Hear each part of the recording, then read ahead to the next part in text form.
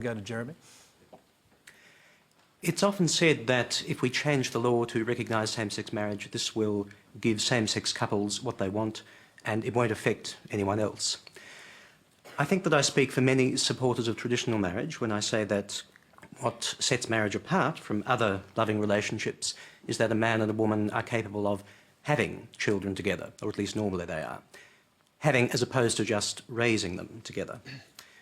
Now, existing marriage laws in Australia symbolically reaffirm this understanding, and reforming these laws would symbolically attack it. Is it not therefore fair to say that marriage equality, legalised marriage equality, would send a negative symbolic message to people who share this traditional understanding of marriage? OK, we'll start someone I haven't heard from on the panel yet, Brendan.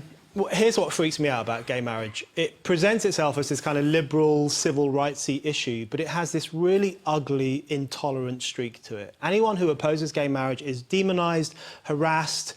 We've seen people thrown out of their jobs because they criticise gay marriage. We've seen people ejected from polite society. You know, 200 years ago, if you didn't believe in God, you wouldn't have a hope in hell of getting ahead in public life. Today, if you don't believe in gay marriage, you don't have a hope in hell of getting ahead in public life. There's a real ugly element to this. And I think, you know, you really see it with the whole cake shop phenomenon. This whole thing around the Western world where people are going to Christian traditional cake shops and saying to them, hey, you stupid Christians, make this cake for me.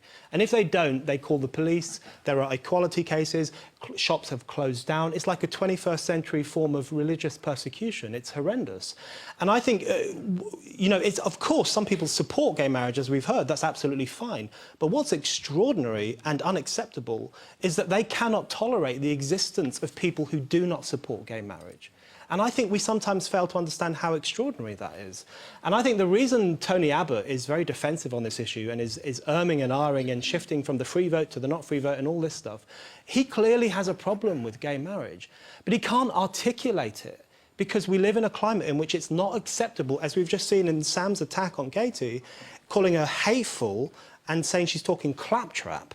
It's not acceptable to express this sentiment in public life. Hang on, and I think so